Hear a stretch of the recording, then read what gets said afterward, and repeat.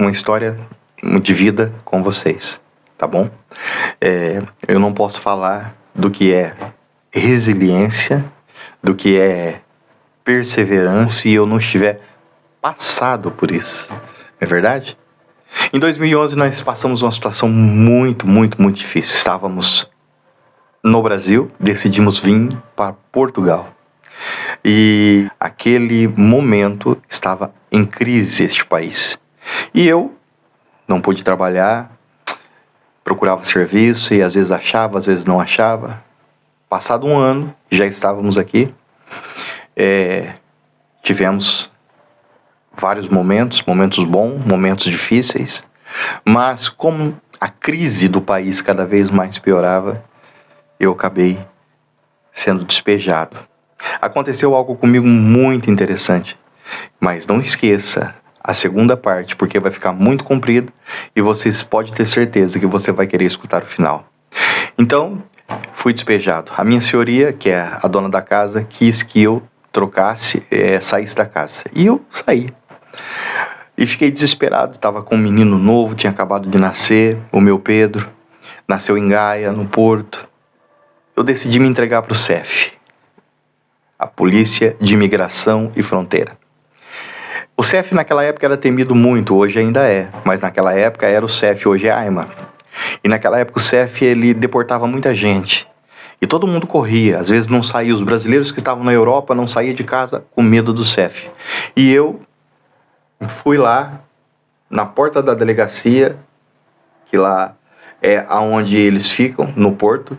Se alguém está me assistindo e conhece a minha história, pode comentar no vídeo. E se alguém conhece a minha história e não conhecia e sabe da nossa trajetória, com certeza vai escutar esse vídeo.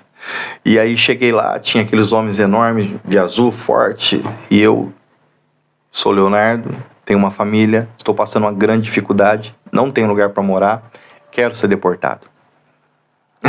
O senhor virou para mim e falou assim, não, nós não deportamos pessoas assim. Como? Estou cansado de ver aí nos jornais, na televisão, que vocês deportam pessoas. Não, nós não deportamos pessoas dessa forma. Nós deportamos pessoas que estão fazendo mal para o nosso país. Pessoas que estão irregular, o senhor está irregular, isso o senhor já está.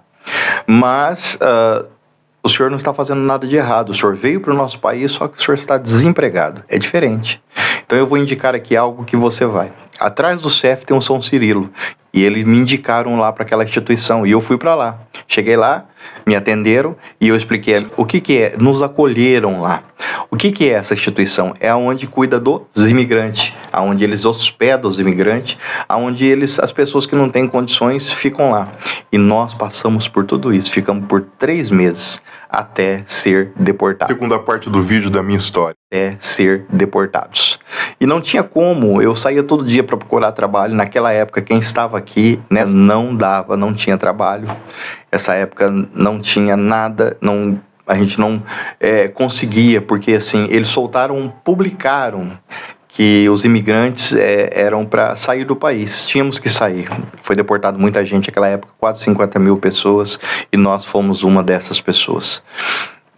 E chegamos no nosso país de origem, que era o Brasil. Eu amo o Brasil, moro em Portugal, resido agora em Portugal novamente, mas amo o Brasil.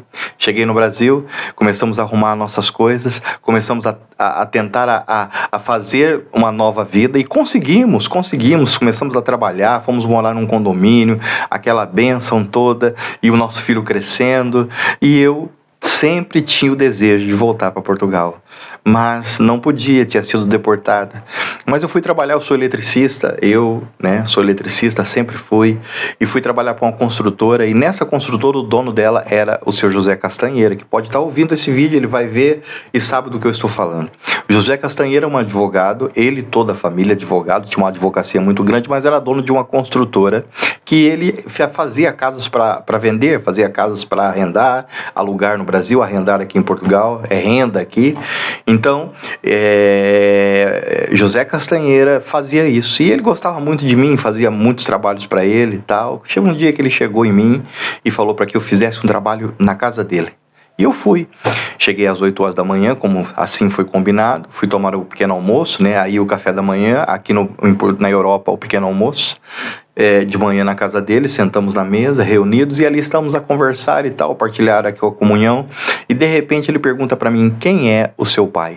E eu não sabia falar para ele. Por quê? Porque eu não conhecia o meu pai. Não conhecia o meu pai.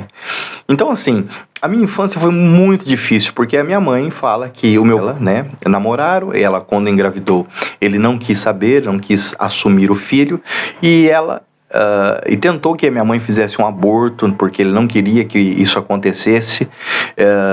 Chegou várias vezes à minha sala. Então, assim, a história era uma história que, pronto, minha mãe não gostava de contar, mas à medida que eu fui crescendo, ela foi se revelando e a gente fomos se entendendo. Eu nunca quis saber do meu pai, mas o Castanheira falou algo para mim. Tinha muito algo interessante, porque meu pai era advogado e morava em Campinas, a cidade que eu nasci. E aí ele falou para mim: como eu sou advogado, eu vou procurar seu pai. Eu falei: não faça isso, minha mãe nunca quis que isso acontecesse, porque meu pai é muito bravo. Ela contava histórias do meu pai que ele é muito bravo. E de repente o seu José Castanheira, que era o meu patrão, conseguiu achar o meu pai.